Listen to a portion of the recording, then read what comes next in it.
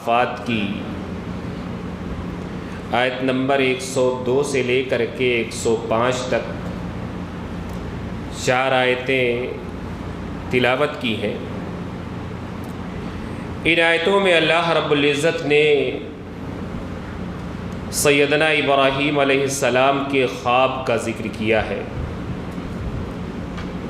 اور فرمایا فلما بلغ معه السعی، جب اسماعیل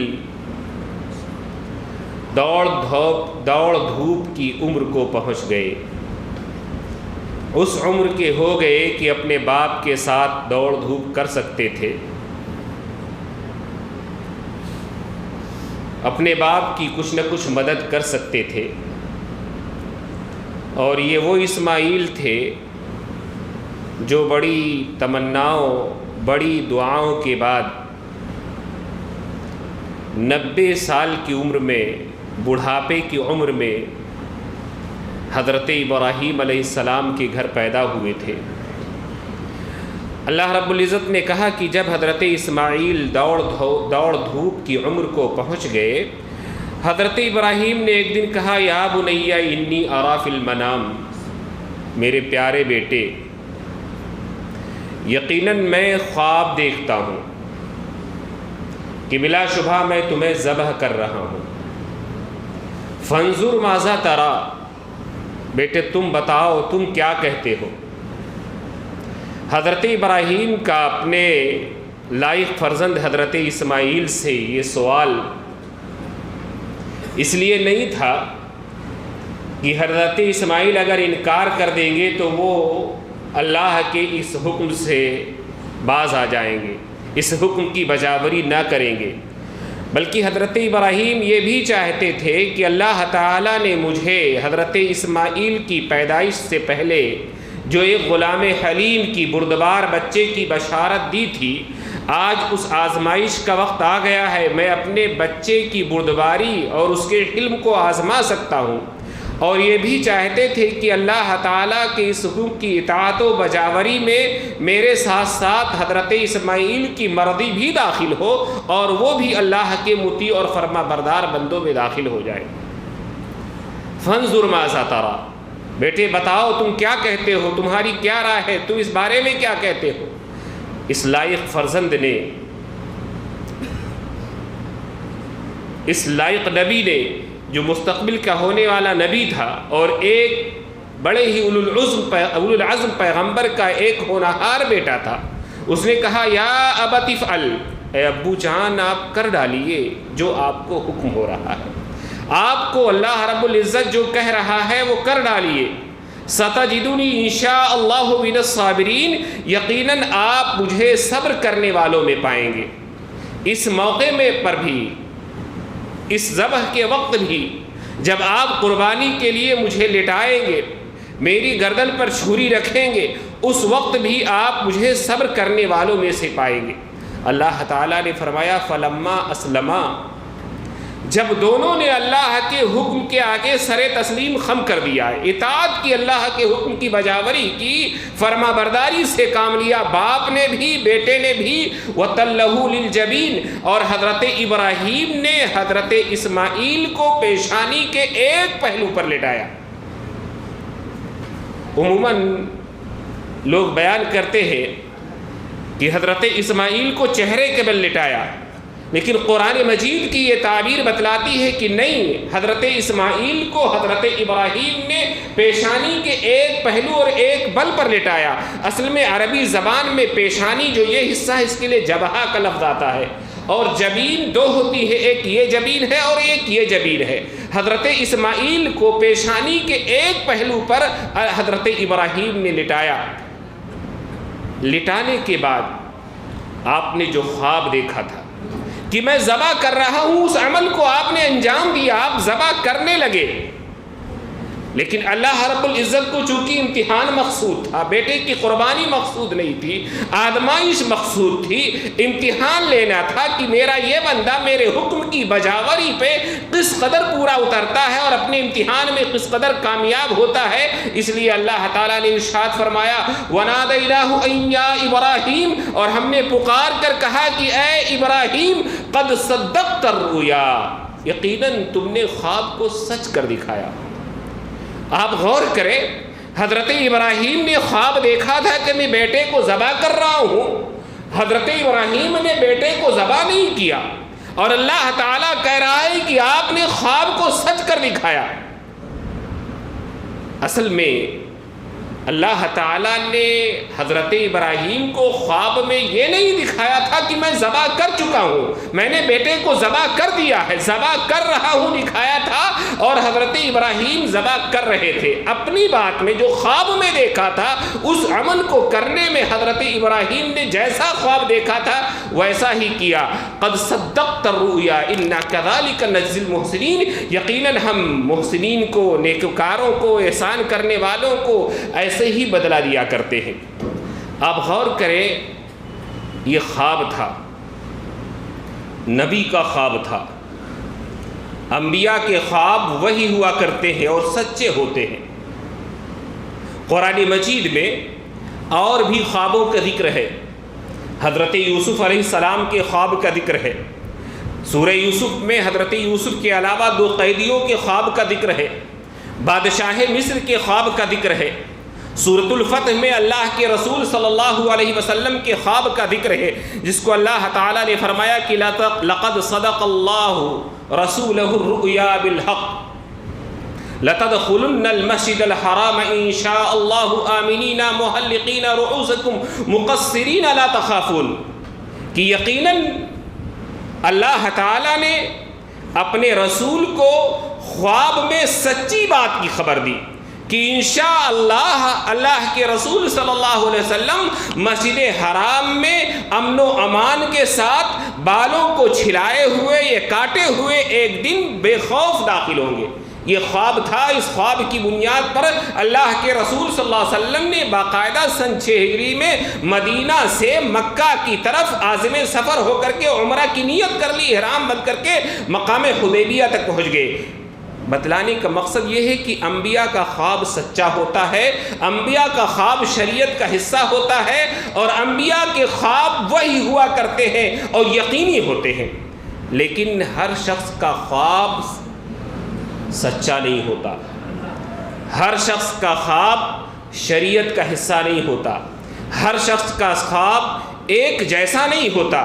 اللہ کے رسول صلی اللہ علیہ وسلم نے اپنی ایک حدیث میں، جس کو امام بخاری رحمہ اللہ نے کتاب التعبیر میں ذکر کیا ہے، حضرت ابو ہریرہ رضی اللہ تعالی عنہ راوی ہیں، کہتے ہیں کہ اللہ کے رسول صلی اللہ علیہ وسلم نے فرمایا کہ اذا اقترب الزمان، جب زمانہ قریب ہوگا، قرب قیامت وقت ہوگا، لم تکذب رؤیا المؤمن، مومنوں کا خواب سچا ہی ہوگا۔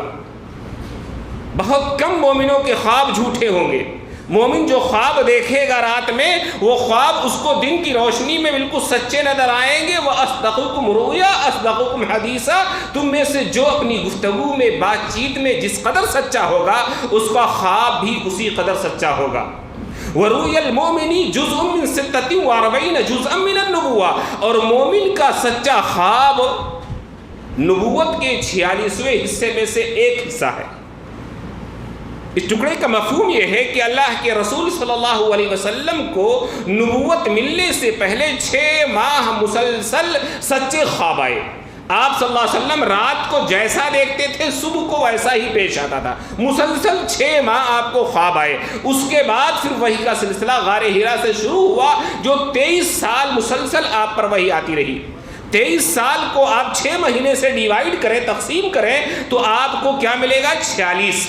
تو سچا خواب جو ہے نبوت کا 46واں حصہ ہوا کرتا ہے۔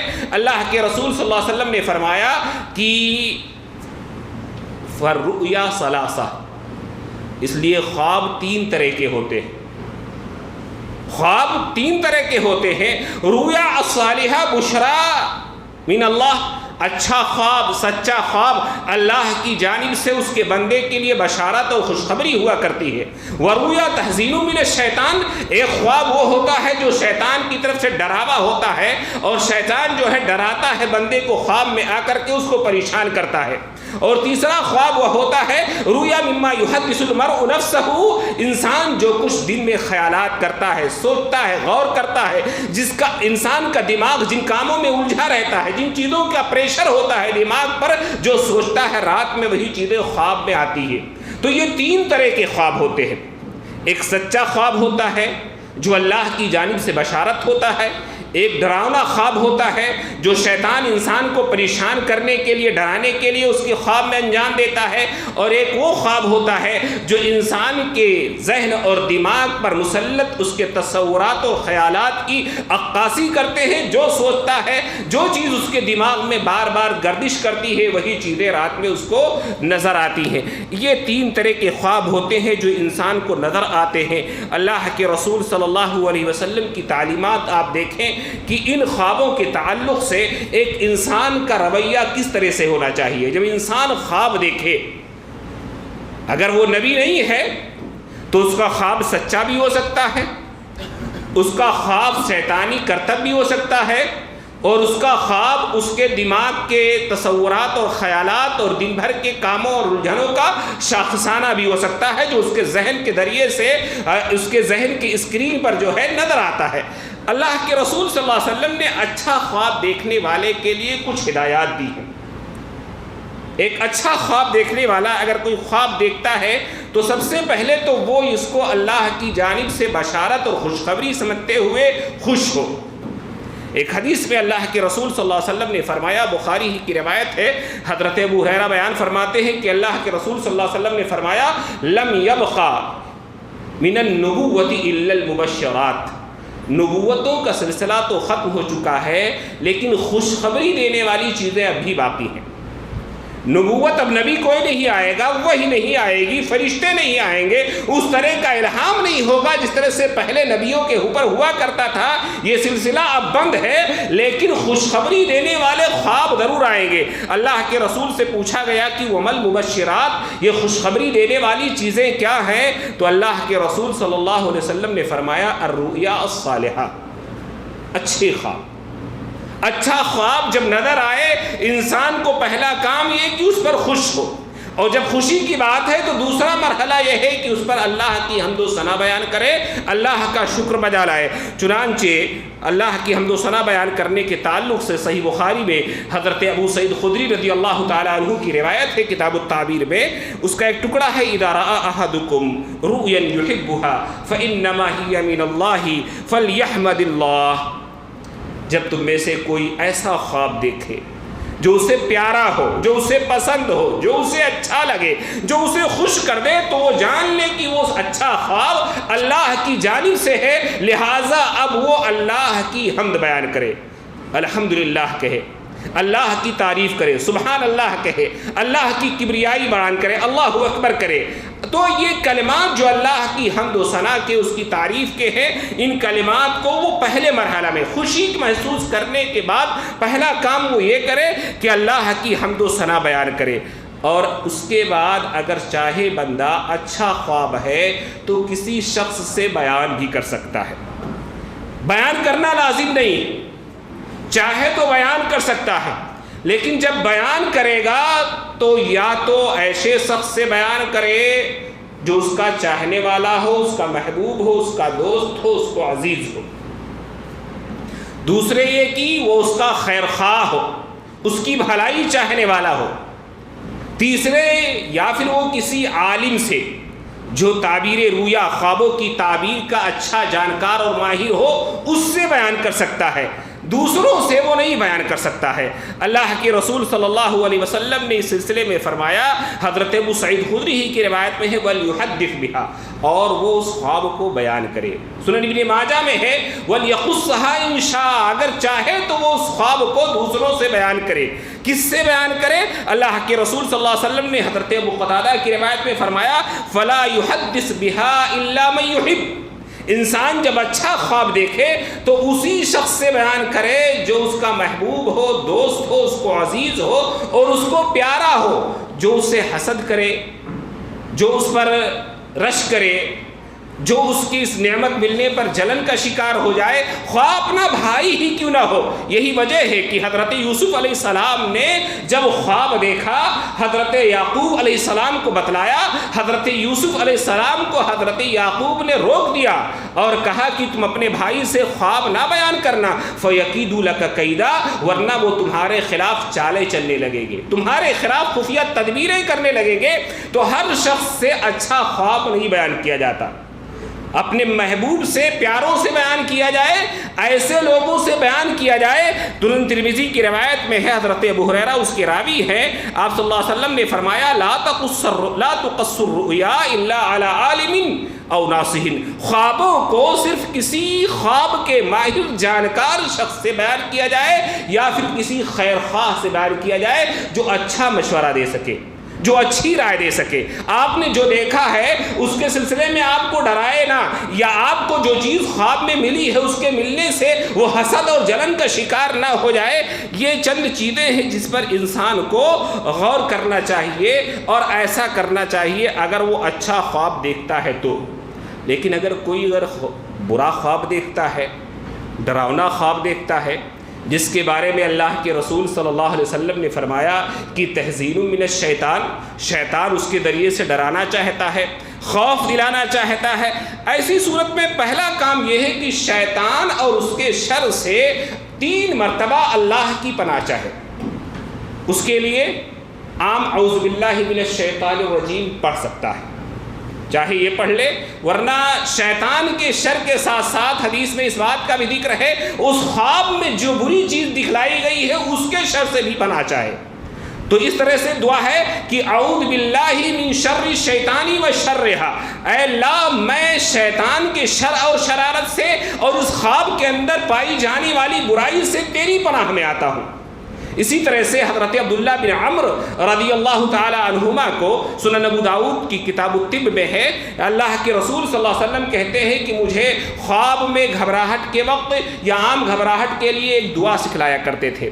اللہ کے رسول صلی اللہ علیہ وسلم کہ انسان خواب دیکھے ڈر جائے، خواب دیکھے گھبرا جائے، یا عام حالات میں بھی اگر گھبرائے اور ڈرے تو کیا دعا پڑھے، اللہ کے رسول صلی اللہ علیہ وسلم سکھلاتے تھے کہ اعوذ بکلمات اللہ التامہ من غضبہ وشر عبادہ ومن حمزات الشیطان وان یحضرون، اے اللہ میں اللہ کے مکمل کلموں کی پناہ میں آتا ہوں۔ کس سے؟ اللہ کی غضب و ناراضگی سے، اللہ کے بندوں کے شر اور شرارتوں سے، اور اسی طرح سے شیطان کے وسوسوں سے اور شیطان کے میرے پاس آنے سے کہ اللہ تعالیٰ ان چیزوں سے مجھے اپنی پناہ میں لے لے اور بچا لے۔ تو یہ دعا اگر نہیں بھی یاد ہے تو اعوذ باللہ من الشیطان الرجیم ہر شخص کو یاد ہے، پہلا کام یہ کرے کہ 3 بار اعوذ باللہ من الشیطان الرجیم پڑھے، یا اعوذ باللہ من الشیطان الرجیم من شر الشیطانی کر سکتا ہے، یا اعوذ باللہ من شر الشیطانی و شرہا، خواب کے شر سے بھی انسان کو پناہ مانگنی چاہیے۔ اور اگر نہ یاد ہو تو اعوذ باللہ من الشیطان الرجیم پڑھنے کے بعد یہ کہہ دے اپنے الفاظ میں، اے اللہ جو برائی اس خواب میں مجھے دکھلائی گئی ہے، جو بری چیز مجھے اس خواب میں دکھلائی گئی ہے، تو اللہ مجھے اپنی پناہ میں لے لے، اس سے بچا لے، اس سے تو اے اللہ مجھے بچا لے۔ تو پہلا کام یہ ہے کہ شیطان کے شر سے اور اس خواب کے شر سے اللہ کی پناہ چاہے انسان اور دعا پڑھے۔ ایک دوسری چیز جو اس سلسلے میں کرنی چاہیے وہ یہ کہ بائیں جانب 3 مرتبہ تھونک دے، 3 مرتبہ، جس طرح سے اعوذ باللہ 3 مرتبہ پڑھنا ہے ایسے ہی 3 مرتبہ تھونکنا ہے، اور وہ بھی بائیں سمت میں تھونکنا ہے، دائیں سمت میں نہیں، تھکانا ہے، 3 مرتبہ تھوک دینا ہے۔ حضرت ابو ہریرہ ہی سے مروی ہے، صحیح مسلم ہی کی روایت ہے، کہتے ہیں فَإِذَا، اللہ کے رسول صلی اللہ علیہ وسلم نے فرمایا فَإِذَا رَأَى أَحَدُكُم مَّا يَكْرَهُ فَلْيَقُمْ فَإِذَا رَأَى أَحَدُكُم مَّا يَكْرَهُ فَلْيَدْفُلْ عَنْ يَسَارِهِ ثَلَاثًا، جب تم میں سے کوئی اپنے خواب میں کوئی ناپسندیدہ، ناگوار، پریشان کرنے والی چیز، تکلیف دہ چیز دیکھے تو وہ اپنے بائیں جانب 3 مرتبہ تھونک دے۔ تو 3 مرتبہ تھونک دے، یہ دوسرا کام ہے، دعا پڑھنے کے بعد 3 مرتبہ تھونک دے۔ اور اس کے ساتھ ساتھ انسان یہ کرے کہ بائیں جانب 3 مرتبہ تھوکے اور اس کے بعد کروٹ بدل لے. جس کروٹ پر سویا ہوا تھا تب خواب نظر آیا، دائیں کروٹ پر تھا تو بائیں کروٹ پہ ہو جائے، اور بائیں کروٹ پر ہے تو وہ دائیں کروٹ پر ہو جائے. حضرت جابر رضی اللہ تعالیٰ عنہ کی اس کی روایت میں اس کا ذکر ہے، فَلْيَتَحَوَّلْ عَنْ جَنْبِهِ الَّذِي مَا كَانَ عَلَيْهِ، اس پہلو سے بدل جائے، اس پہلو کو، اس کروٹ کو چھوڑ دے، ہٹ جائے اس کروٹ سے جس پر وہ سویا ہوا تھا، اور کھڑے ہو کر کے نماز پڑھنے لگے. اللہ کے رسول صلی اللہ علیہ وسلم نے فرمایا فَلْيَقُمْ فَلْيُصَلِّ وَلَا يُحَدِّثْ بِهَا النَّاسِ، کھڑا ہو کر کے نماز پڑھنے لگے اور یہ برا خواب کسی کو بیان نہ کرے. برے خواب بیان نہیں کیے جاتے، کسی کو نہیں بیان کرنا چاہیے، برا خواب کسی سے نہیں بتلانا چاہیے. انسان یہ عمل کر لے، اعوذ باللہ پڑھ لے اور خواب کے شر سے اللہ کی پناہ میں آ جائے. انسان بائیں جانب 3 مرتبہ تھونک لے، انسان کروٹ بدل لے اور انسان کھڑے ہو کر کے 2 رکعت نماز پڑھ لے اور خواب کو کسی شخص سے بیان نہ کرے. چنانچہ حضرت جابر رضی اللہ تعالیٰ عنہ کی روایت ہے صحیح مسلم میں، کہتے ہیں کہ ایک اعرابی، ایک بدو، ایک دیہاتی اللہ کے رسول صلی اللہ علیہ وسلم کی خدمت میں حاضر ہوا اور اس نے کہا اے اللہ کے رسول صلی اللہ علیہ وسلم انی حلمت ان راسی اقطع، میں نے خواب دیکھا کہ میرے سر کو کاٹ لیا گیا ہے، فانا اتبعہ، اور میں سر کے پیچھے پیچھے چل کر جا رہا ہوں. اللہ کہتے ہیں حضرت ابو ہریرہ فزجرہ النبی صلی اللہ علیہ وسلم، اللہ کے نبی صلی اللہ علیہ وسلم نے اس شخص کو ڈانٹا اور کہا لا تخبر بتلاعب الشیطان فی المنام بک، خواب میں شیطان تمہارے ساتھ جو کھلواڑ کرتا ہے اس کو لوگوں سے بیان نہ کیا کرو. تو خواب جب تکلیف دہ ہو، پریشان کن ہو، الجھنوں میں ڈالنے والا ہو، انسان اعوذ باللہ پڑھے، انسان 3 مرتبہ بائیں طرف تھوک دے، انسان کروٹ بدل لے، انسان جو ہے اس کے ساتھ ساتھ 2 رکعت نماز پڑھ لے، خواب کو کسی سے بیان نہ کرے. یہ انسان کام کرتا ہے تو اللہ کے رسول صلی اللہ علیہ وسلم نے فرمایا فلن تضرہ، پھر خواب کے اندر جو پریشانی دکھلائی گئی ہے، جو برائی دکھلائی گئی ہے، جو شر دکھلایا گیا ہے، وہ انسان کو نقصان نہیں پہنچائے گا اس کے بعد. چنانچہ حضرت ابو سلمہ بن عبد الرحمن بن عوف تابعی ہیں، صحیح مسلم میں ہے، وہ بیان کرتے ہیں کہ لقد كنت ارى الرؤيا فتمرضني، میں ایسے خواب دیکھتا تھا کہ ان خوابوں کو دیکھنے کے بعد میں بیمار ہو جاتا تھا، اس قدر پریشان کن خواب مجھے آتے تھے، میں بیمار ہو جاتا تھا. حتى سمعت ابا قتادہ یقول انا کنت لأرى الرؤيا تمرضني، یہاں تک کہ میں نے ایک بار حضرت ابو قتادہ رضی اللہ تعالیٰ عنہ کو فرماتے ہوئے سنا کہ میں خواب دیکھا کرتا تھا، ایسے پریشان کرنے والے خواب کہ میں اس کی وجہ سے بیمار ہو جاتا تھا. تو میں نے نبی صلی اللہ علیہ وسلم کو فرماتے ہوئے سنا، آپ کہہ رہے تھے الرؤيا الحسن من اللہ، اچھا خواب اللہ کی جانب سے ہوتا ہے.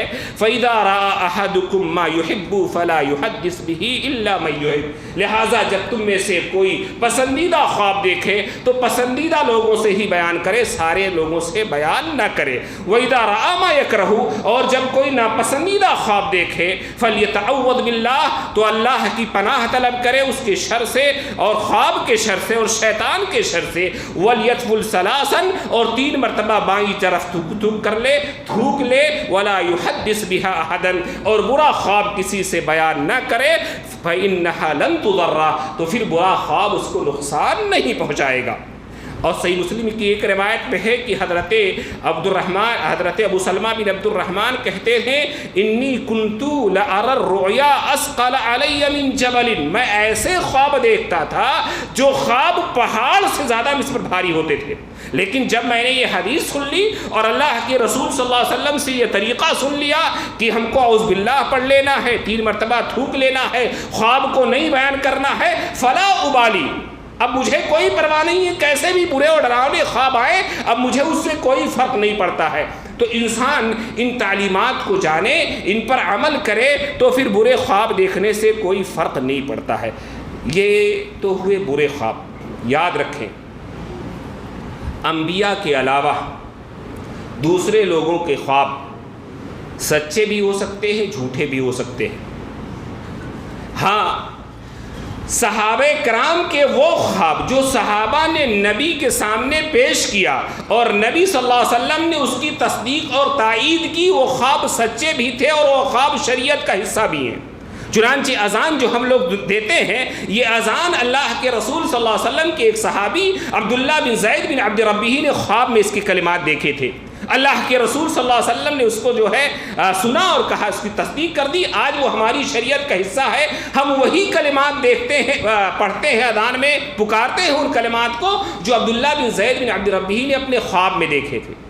اس کے علاوہ دوسرے لوگوں کے خواب نہ تو شریعت کا حصہ ہیں، نہ ان کے حق میں حجت اور دلیل ہیں، نہ کسی شرعی مسئلے میں وہ دلیل بن سکتے ہیں، اور نہ ہی خواب دیکھنے والے کے حق میں وہ دلیل ہیں، اور نہ ہی دوسرے لوگوں کے حق میں وہ دلیل ہیں۔ اگر کوئی شخص خواب میں یہ دیکھ لے کہ میرے اوپر سے جمعہ کی نماز معاف کر دی گئی ہے، تو اس کی نماز معاف ہونے والی نہیں۔ اگر کوئی خواب میں یہ دیکھ لے کہ میں نے فجر کی نماز پڑھ لی ہے، تو ایسا نہیں ہے کہ اس کے اوپر سے فجر کی نماز ساقط ہو جائے گی اور وہ نہ پڑھے، اس کو پڑھنا ہے۔ خواب خواب ہے، حقیقت نہیں ہے۔ انبیاء کی خواب جو ہے وہی ہوا کرتے تھے، اور وہی یقین کا، علم کا یقینی ذریعہ تھا، وہ اللہ کی جانب سے وحی آتی تھی۔ اب وحی کا سلسلہ بند ہو چکا ہے۔ ہمارا، آپ کا یا کسی بھی بڑے سے بڑے بزرگ اور ولی کا خواب وہ دین کا حصہ اور شریعت کا حصہ نہیں ہے۔ اس کی حیثیت بس ایک بشارت کی ہو سکتی ہے، ایک خوشخبری کی ہو سکتی ہے۔ امام المعبرین، تعبیر خواب، خواب کی تعبیر بتانے والے لوگوں میں جو سب سے بڑا نام آج تک کی اسلامی تاریخ میں آتا ہے، وہ محمد ابن سیرین رحمہ اللہ کا ہے۔ 1300 سال سے زائد عرصہ ہو گیا، ان سے بڑا کوئی رویا کا، خوابوں کی تعبیر کا ماہر نہیں پیدا ہوا۔ ان کا اس سلسلے میں ایک مشہور قول ہے، الرؤیا تسر ولا تغر۔ خواب دیکھ کر خوش تو ہوا جا سکتا ہے، لیکن خوابوں سے دھوکہ نہیں کھایا جا سکتا۔ خواب خوشی کے لیے ہوتے ہیں، کوئی اچھی چیز دیکھیں ہم خوش ہوں گے، وہ بشارت ہوگی، اللہ کی حمد کریں گے، اللہ کا شکریہ ادا کریں گے۔ لیکن خواب کی بنیاد پر ہم کوئی شرعی مسئلہ ثابت کرنے لگے، ہم کہیں کہ خواب میں ہم نے حج کرتے ہوئے دیکھ لیا، حج ساقط ہو گیا، یا کوئی خواب میں کہے کہ ہم نے اللہ کے رسول کو آ کر کے دیکھا خواب میں اور انہوں نے کہا ہے کہ اس سال کا حج کینسل، تو حج کینسل ہو جائے، ایسا نہیں ہوگا۔ شریعت کے لیے ماخذ اس کا جو ہے وہ کتاب و سنت ہے، خواب نہیں ہے۔ خواب کی حیثیت بس اتنی ہے، اگر سچا خواب ہے تو پھر وہ بشارت ہے، اس سے جو مباح اور جائز امور ہیں اس کو اختیار کرنے میں انسان کو اطمینان قلب ہو جائے گا۔ بس حرام کو حلال نہیں کر سکتا خواب، حلال کو حرام نہیں کر سکتا خواب۔ جو جائز امور ہیں، جو مباح ہیں، انسان آم کھائے یا نہ کھائے دونوں کر سکتا ہے۔ اب خواب میں اس نے آم کھاتے ہوئے دیکھا، کھا لے، کوئی مسئلہ نہیں ہے، بلا جھجک کھا لے۔ تو جائز چیزوں میں اس کو اختیار کرنے پر اطمینان قلب ہوگا، بس اس سے زیادہ کسی کے خواب کی کوئی حیثیت نہیں ہوتی ہے۔ لیکن یہ عجیب المیہ ہے کہ خوابوں کی ایک منڈی سزی ہے۔ باقاعدہ پروگراموں میں، ٹی وی پر بیٹھ کر کے لوگ خوابوں کی تعبیریں بتاتے ہیں، اس کی باقاعدہ فیسیں ہیں۔ یاد رکھیں کہ خواب کی تعبیر بتانا بھی فتویٰ دینے کی طرح ہے، اور اس کا بھی ماہر جانکار ہونا چاہیے۔ ہم جیسے لوگ خواب کی تعبیر نہیں بتاتے، ہمیں نہیں علم ہے بھائی، ہم جو علم رکھتے ہیں اس علم کے بارے میں ہم سے پوچھو۔ ہم خوابوں کی تعبیر نہیں جانتے، آپ ہم سے کیا پوچھتے ہو؟ اس کے مخصوص ماہرین ہوتے ہیں، اور وہ بھی تجربات کی بنیاد پر۔ ایک عمر گزرتی ہے تب لوگوں کو خوابوں کی تعبیر کے طریقے آتے ہیں، ورنہ ہر شخص جو ہے اصل میں مارکیٹ میں امام محمد بن سیرین جن کا نام میں نے پیش کیا، ان کے نام سے ایک کتاب بکتی ہے تعبیر خواب کی، لوگ وہ کتاب خرید کر کے لے آتے ہیں۔ حالانکہ صحیح بات یہ ہے کہ اس کتاب کی نسبت امام محمد بن سیرین رحمہ اللہ کی طرف صحیح ثابت نہیں ہے۔ وہ کتاب لے کر کے آتے ہیں اور اس میں جو طریقے ہیں اسی کے حساب سے لوگ خوابوں کی تعبیریں بتانے لگتے ہیں۔ خواب کی تعبیر بتانا فتویٰ دینے کی طرح ہے۔ جس طرح سے شریعت کا علم رکھے بغیر کوئی فتویٰ نہیں دے سکتا، ایسے ہی تعبیر خواب کا اگر علم نہیں ہے تو کسی کو تعبیر خواب نہیں بتلانا چاہیے۔ لیکن لوگ سچے جھوٹے خواب خوابوں کے ذریعے سے اپنے کشف و کرامات کے ایسے ایسے واقعات بتاتے ہیں، اور اپنے مریدین کو یہ پیر لوگ اسی خواب کے چکر میں نذرانے وصول کرتے ہیں، اپنے یہاں میلے لگواتے ہیں، اپنی کرامتوں کا جھوٹا پرچار کرتے ہیں، اپنی شخصیت کو شہرت دیتے ہیں، اس کا ڈھنڈورا پیٹتے ہیں، اور باقاعدہ اسٹیج پر بیٹھ کر کے ہم نے خواب دیکھا کہ اللہ کے رسول صلی اللہ علیہ وسلم آئے، ایسی شکل تھی، یہ پگڑی تھی، یہ لباس تھا۔ یہ سب ڈھکوسلے ہیں، ان کی شریعت میں کوئی حیثیت نہیں ہے، اور نہ ہی کسی کا خواب اگر اسلامی تعلیمات سے ٹکراتا ہے تو وہ مردود ہے۔ کسی کا خواب اگر غیبی امور سے متعلق ہے تو غیبی امور وہ امور ہوتے تھے جو اللہ تعالیٰ وحی کے ذریعے سے اپنے رسولوں میں سے جس کو چاہا اس نے بتلایا۔ اب وہ وحی کا سلسلہ بند ہے، غیب کے معاملات کسی کو نہیں بتلائے جا سکتے۔ اگر کوئی کہتا ہے میں نے جنت کا یہ حال دیکھا، میں نے دوزخ کا یہ حال دیکھا، سب جھوٹ ہے، اس کی کوئی دلیل نہیں ہے، کوئی جنت ونت اب نہیں دیکھتا، اس کے پاس وحی کا سلسلہ بند ہو چکا ہے۔ جو کہا گیا کہ یہ نبوت کا 46واں حصہ ہے، اس کا معنی یہ نہیں ہے کہ خواب کے ذریعے انسان اب نبوت کے مقام پر پہنچ جائے گا۔ اور بعض لوگوں نے تو خوابوں کی وجہ سے نبوت کا دعویٰ بھی کیا، نبوت کے دعوے بھی ان خوابوں کی وجہ سے کیے۔ تو خواب کی حیثیت صرف اتنی ہے کہ اگر وہ نبی کا خواب ہے، وہی ہے، سچا ہے۔ حضرت ابراہیم نے خواب دیکھا، وہی سمجھا، اس کے مطابق حضرت اسماعیل کی قربانی پیش کر دی۔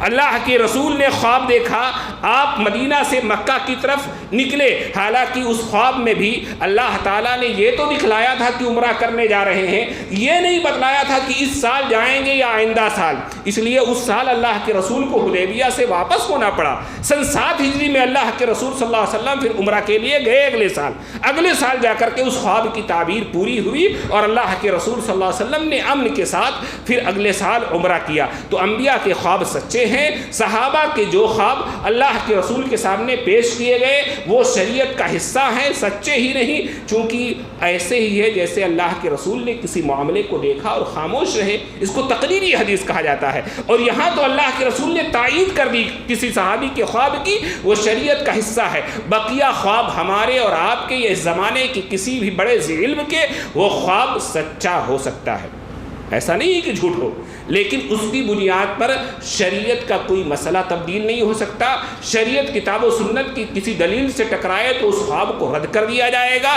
اس خواب کے ذریعے سے کوئی غیب کے معاملات بتلاتا ہے، جنت اور جہنم کی باتیں بتلاتا ہے، اس کے خواب کی تصدیق نہیں کی جائے گی۔ اللہ تعالی ہم سب کو دین کی صحیح سمجھ عطا فرمائے، اور دین اور شریعت کی جو تعلیمات ہیں ہمارے لیے، ہمیں سے بہت سارے لوگ خواب سے پریشان ہوتے ہیں، اور یہ چھوٹی چھوٹی چیزیں ہیں، ان کو کر کر کے انسان جو ہے راحت کی زندگی گزار سکتا ہے، خوابوں سے پیچھا چھڑا سکتا ہے۔ اگر کوئی چاہتا ہے کہ خواب ڈراؤنے آئے ہی نہ، تو وہ سونے کی جو تعلیمات ہیں، سونے کا جو طریقہ اللہ کے رسول نے سکھلایا ہے، بستر پر جاتے وقت جو دعائیں سکھلائی ہیں ان کی پابندی کرے، ڈراؤنے خواب آئیں گے ہی نہیں۔ اور اگر آتے ہیں تو اس کی بھی اللہ کے رسول نے اس کا بھی علاج و طریقہ بتلایا ہے۔ اللہ تعالی ہم سب کو ان تعلیمات پر عمل کرنے کی توفیق عطا فرمائے۔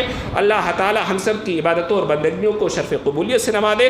اللہ تعالی آنے والے عید الاضحیٰ کے موقع پر ہم سب کو، اس مبارک موقع پر عرفات کا روزہ آئے گا 8 ذی الحجہ کو، تو اس روزے کے رکھنے کی توفیق عطا فرمائے۔ اللہ تعالی ہم میں سے لوگوں کو جو صاحب حیثیت ہیں، اللہ تعالیٰ ان کو قربانی کی توفیق عطا فرمائے۔ اور ہر شخص صاحب حیثیت کا مطلب یہ نہیں ہوتا، ہمارے یہاں یہ سمجھ لیا گیا کہ جو شخص زکوٰۃ کے نصاب کو جس کا مال ہے اسی کے اوپر جو ہے قربانی کرنا ہے، ایسا معاملہ نہیں ہے۔ آپ قربانی کی وسعت رکھتے ہیں تو آپ قربانی کریں، آپ کو قربانی کرنی چاہیے، ہر شخص کو قربانی کرنی چاہیے۔ اگر اللہ کے نبی اپنے بیٹے کی قربانی کر سکتے ہیں تو ان 10-15 ہزار روپے، 2-4 ہزار روپے اللہ کی راہ میں قربان کرنے سے اگر بچتے ہیں کہ نہیں ہم صاحب نصاب نہیں ہیں، ہم زکوٰۃ کے نصاب تک نہیں پہنچتے ہیں، تو یہ صرف جو ہے ہماری شرعی تعلیمات سے یا تو ناواقفیت ہے، یا پھر ہمیں اللہ اور اس کے رسول کے دین سے سچی محبت نہیں ہے، دین سے دوری کا نتیجہ ہے۔ اللہ تعالیٰ ہر شخص کو دیندار بنائے۔ اللہ تعالیٰ ہمیں سے جو بیمار ہیں ان کو صحت یاب کر دے۔ اللہ تعالیٰ جو ہمیں سے وفات پا چکے ہیں تو ان کی مغفرت فرما دے۔ ہمارے ایک عزیز ایک بھائی نے ایک رقعہ دیا ہے، عزیز فاطمہ عرف رنو، جو مرحوم محمد احمد کی بیٹی ہیں، 2 ہفتے سے کوما میں ہیں، انہیں ہوش نہیں آ رہا ہے۔ اللہ سے دعا کریں اور اس نماز میں بھی اور بعد میں بھی ان کے حق میں دعا کریں کہ اللہ تعالیٰ انہیں ہوش میں لے آئے اور مکمل طور سے صحت یاب اور شفا یاب کر دے۔ اقول قولی ھذا استغفر اللہ لی ولکم ولسائر المسلمین انہ تعالی جواد کریم والرؤوف الرحیم۔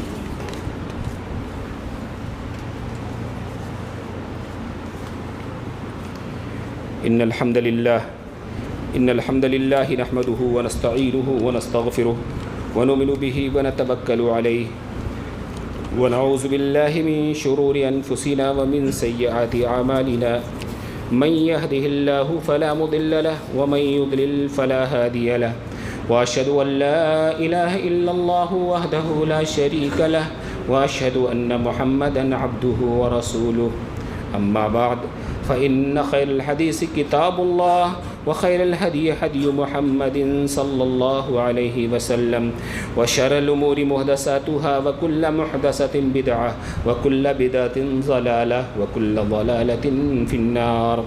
اعوذ باللہ من الشیطان الرجیم ان اللہ وملائکتہ یصلون علی النبی یا ایہا الذین آمنوا صلوا علیہ وسلموا تسلیما۔ اللہم صل علی محمد وعلی آل محمد كما صليت على إبراهيم وعلى آل إبراهيم إنك حميد مجيد۔ اللهم بارك على محمد وعلى آل محمد كما باركت على إبراهيم وعلى آل إبراهيم إنك حميد مجيد۔ عباد الله رحمكم الله إن الله يأمر بالعدل والإحسان وإيتاء ذي القربى وينهى عن الفحشاء والمنكر والبغي يعظكم لعلكم تذكرون۔ واذكروا الله يذكركم وادعوه يستجب لكم ولذكر الله تعالى وأعلى وأولى وأجل وأتم وأكبر۔